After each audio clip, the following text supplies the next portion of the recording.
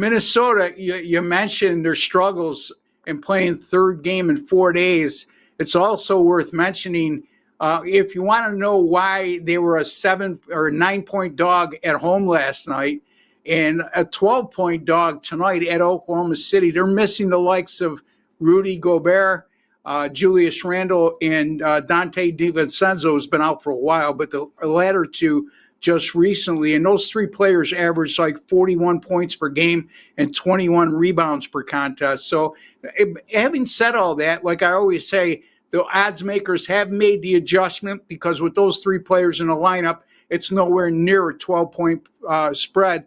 Having said that, Minnesota 1-4 in their last 5, including that 7-point home loss to OKC last night. They covered that game as a 9-point dog, as Prez alluded to, and they should have because they hit 27 out of 28 free throws last night. This is an Oklahoma City team, beware, 11-0 straight up and 10-1 against the spread at home this year after playing their previous game on the road. So for whatever reason, with that kind of turnaround in that spot, they're 10-1 against the spread and outscoring their opponents by 22.3 points per game.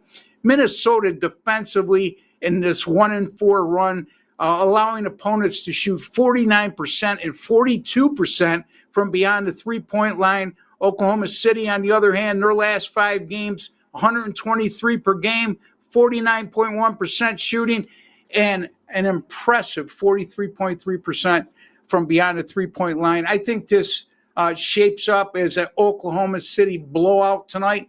You know, Prez, I hate laying double digits in the NBA, regardless of the teams and the situations. But, you know, again, this isn't going to be part of my premium package.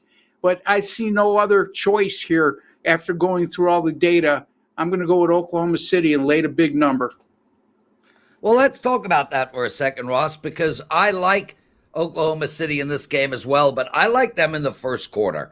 So I don't need to lay 11.5. It's around 3. And honestly, my attitude here is that this Minnesota team has got to be tired. I mean, Oklahoma City's tired too, but 3 and 4 nights, this team's going to be tired. It's at home for Oklahoma City. I think they come out firing tonight, and I think we see a very big score put up by them in the first quarter. So I like them in the first quarter. Miami playing Atlanta. Miami's won 1 game in their last 6. That was against the Raptors. I don't even think that should count. Atlanta, they've lost 3 in a row. Both these teams, stink. Atlanta here at home plus 1.5. A total of 229.5. Oh, man, like by default, someone has to cover this game. Who will it be? Well, brilliant minds think alike because my first note was Miami has lost 5 of their last 6 and their only win coming against lowly Toronto. And you mentioned this in my previous NBA matchup. Miami also, 3rd road game in 4 days. And this is a Miami team that's 9-23 straight up in ATS this year versus teams like Atlanta that shoot 46% or better. Miami, when you look at this roster right now, especially after the trade with Jimmy Butler going to Golden State, they're hard-pressed to put consistent offense up, and that makes for a really tough matchup against an Atlanta team who's terrible defensively, but they don't lack for offense. And as a matter of fact, last night, 148-143 home loss to Detroit. But Atlanta, last 5 offensively, they're shooting 39.2% from behind the three-point line. They're averaging 29 free throw attempts per game, which, again, I think that's the most undervalued part of handicapping the NBA, is seeing the frequency of which a team gets to the free throw line. And, you know, it's just a bad matchup, like I said, Prez, for Miami because of the firepower Atlanta possesses and their struggles offensively. I mean, Atlanta, even with second leading scorer Jalen Johnson out of the lineup, this is still an Atlanta team that has 7 players averaging double figures. So they got good depth. In Miami, their last 5 offensively, I mentioned their struggles, 44% from the field and less than 30% from beyond the three-point line. I got Atlanta here plus 1.5. That's the last line I saw at Caesars over Miami. We do have a promo I want to give out. It's Sport 50. That Sport 50, you guys get to save $50 off of any 30-day college basketball package. Any handicapper you want, 30 days, $50 you save.